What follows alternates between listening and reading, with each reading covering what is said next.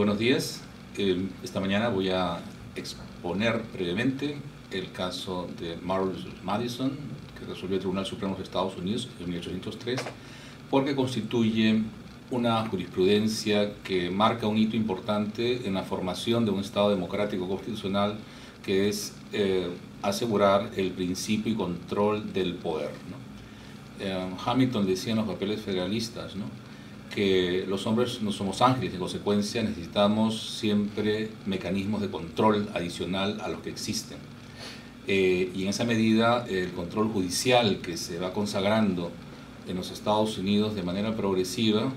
llega a un punto culminante con la dación de esta sentencia en 1803.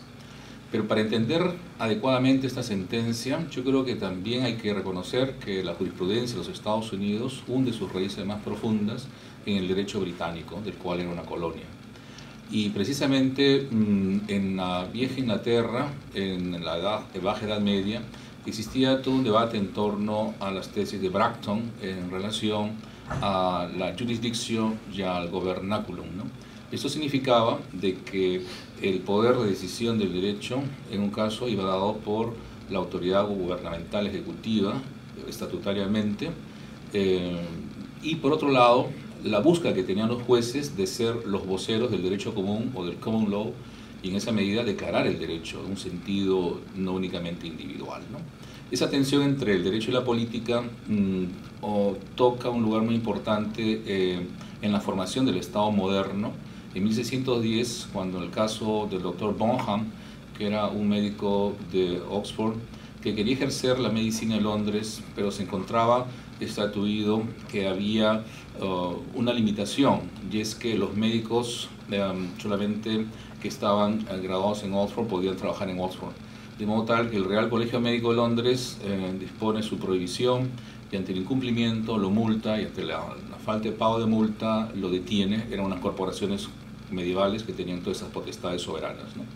De modo tal que él plantea un caso, ¿no?, que va a ser resuelto ante el tribunal del juez Coke en 1610 del doctor Bonham, donde va a poner en relación, por un lado, el derecho, el common law, el derecho común inglés, garantizando la libertad que tienen los ciudadanos, versus la norma estatutaria que establecía restricciones y prohibiciones, y consagró el principio de que este higher law, este derecho superior, que es el derecho natural, debía prevalecer sobre el derecho estatutario, sobre el derecho plasmado en una norma, ¿no? No obstante, este precedente de lo que podríamos denominar contemporáneamente control difuso fue solamente episódico, por cuanto causó tal revuelta, ¿no?, que pudiera una norma estatutaria ser controlada por los jueces, que este juez fue separado durante 20-30 años, estuvo fuera y dedicó más bien a la política. Luego fue parlamentario en la Corte Británica, ¿no? Pero lo que quiero mencionar es que en el fondo hay aquí una tensión entre quienes postulan un derecho historicista, consuetudinario, que puede estar expresado en este derecho superior, ¿no?, versus quienes plantean una noción positiva del derecho, una noción estatutaria, normativa, dada por una ley, por un órgano representativo, en una monarquía, ¿no?, o en un régimen republicano más adelante. Y esto, ¿por qué es importante?, ¿no?, porque esto se va a arrastrar hasta el siglo XVIII, cuando en Inglaterra, precisamente, Bolingbroke, ¿no?, todavía postulaba un derecho historicista, un derecho local, un derecho de usos y costumbres, y un discípulo muy destacado, Jeremias Bentham, de él, más bien planteará a partir de la Revolución Francesa un derecho de carácter positivo y normativo para unificar. La crítica a este derecho jurisprudencial, este derecho, digamos, seccionado, ¿no?, en territorios, autonomías, no da un sentido de unidad, de uniformidad, de certeza, predictibilidad jurídica, de igualdad jurídica de todos los ciudadanos frente a la ley. En esa medida, el postulado liberal positivista va a ser más bien de unificación, de integración, de unidad y de normas seguras. Por eso aparece también los códigos en 1787 en los Estados Unidos, ¿no?, o en Francia, ¿no?, un poco después, de modo tal de que esta lógica, digamos, de asumir que hay una norma suprema, ¿no?, que ya no va a estar únicamente consignada en un higher law, un derecho natural, sino se va a positivizar en una constitución, es un poco esta simbiosis del derecho natural y el derecho positivo que se da en los Estados Unidos, ¿no? Y tan es así que hay artículos que incluso diría nuestro artículo 3 de la Constitución peruana de hoy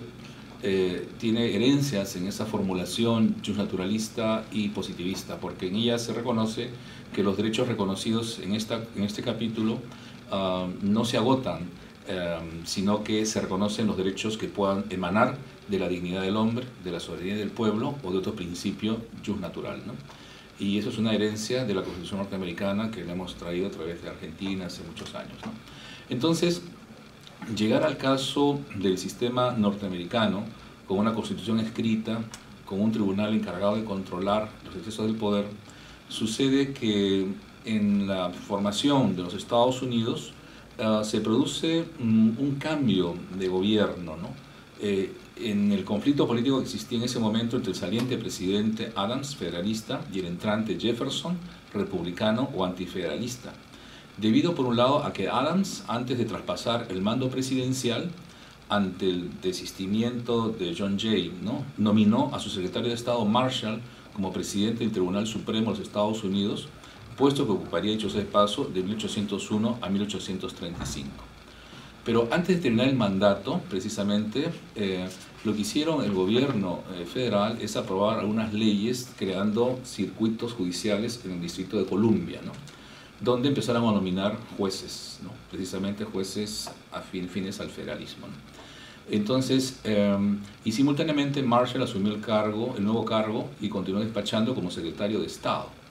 hasta el cambio de mando presidencial. En esas circunstancias, el Congreso Federalista, que había aprobado estas leyes nombrando 42 jueces, no pudo librar los nombramientos finales de algunos jueces, entre ellos el de Marbury. En ese sentido, cuando ya Jefferson asume la presidencia de los Estados Unidos, quedaban algunos nombramientos por notificar, y el juez, entonces Marbury, lo que hace es requerir al secretario de Estado, James Madison, para que entregue el tenure, ¿no?, la investidura del cargo de juez, cosa que se dispuso por el nuevo gobierno detenerse, no entregar ningún libramiento adicional, ¿no?, o sea, nombramiento de jueces. Entonces, contra esta decisión, Marbury y otros plantearon un recurso judicial denominado el Writ of Mandamus. El Writ of Mandamus viene del derecho británico antiguo, como el Writ of Habeas Corpus, el Writ of Injunction, ¿no?, y el Mandamus ante la renuencia de la autoridad de cumplir un mandato legal y administrativo. Nosotros en la Constitución peruana de 1993 se ha incorporado por vez primera la acción de cumplimiento, como la denominamos en castellano, ¿no?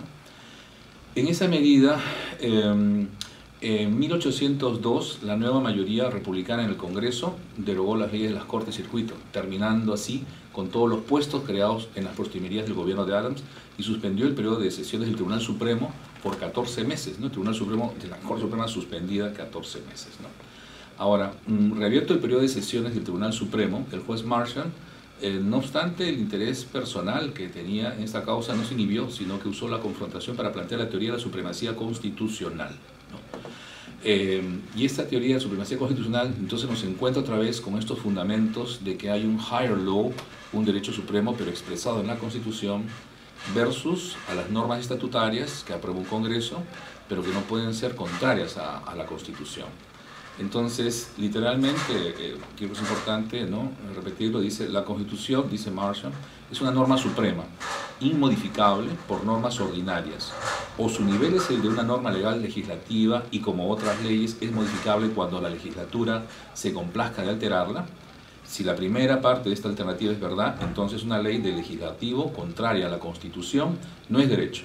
Si la última parte es verdad, entonces las constituciones escritas son ensayos absurdos de parte del pueblo para limitar el poder en su propia naturaleza ilimitable. En ese sentido, yo diría que el juez Marshall estableció y consagró un principio que es el principio de la supremacía jurídica constitucional, ¿no?, que hace que se ordene el sistema jurídico de las leyes y ordenanzas por debajo de este principio jerárquico, que no es solamente una jerarquía de carácter formal, sino también material, porque es en la Constitución donde se consagran los valores y principios que dan sentido de unidad a un pueblo. En los Estados Unidos fue la libertad, la propiedad privada, la seguridad, la libertad de religión, los principios que los unían, y ninguna ley podía, el debido proceso luego, o la cláusula de comercio, o la privacidad, etcétera, va construyéndose entonces un orden valorativo y de ordenación del poder que ninguna autoridad puede desestimar. No obstante, en este caso, que se declarase de alguna forma fundado, no hubo una reposición o una entrega del título de nombramiento a Marbury, ¿no? Con esto es una enseñanza también muy importante. No siempre una declaratoria de inconstitucionalidad de una ley puede traer aparejada una nulidad o una invalidez de los actos que se han derivado porque de ella, ¿no? Por cuanto eso garantiza que si bien hay una, digamos, una decisión que cuestiona la validez constitucional de la norma, los actos derivados de esa norma no siempre podrán ser anulados. A lo mejor de manera innovativa pueden ser sustituidos, pueden ser modificados, y por eso la consecuencia final, con ello voy terminando, es que la justicia constitucional hoy por hoy, tomando ese gran precedente del caso Marbury vs. Madison de 1803, no por ello ha desarrollado un esquema meramente alternativo, ¿no? O es fundado o es infundado. Puede ser fundado y en consecuencia se exhorta, se interpreta, es decir, se requiere de actuaciones concretas, porque el sistema jurídico, judicial y político no es un sistema rígido, sino un sistema más bien de mecanismos de autocomposición, con lo cual se puede declarar fundada la demanda y en consecuencia exhortar al Congreso a que modifique tal disposición o a que derogue o a que sustituya tal medida, ¿no? En conclusión, yo diría que esta valiosa sentencia es unos precedentes universales, ciertamente, sobre todo en el mundo anglosajón, pero que ha tenido un impacto también en la jurisprudencia continental europea, que es otro tema que podremos conversar en otra oportunidad. Muchas gracias.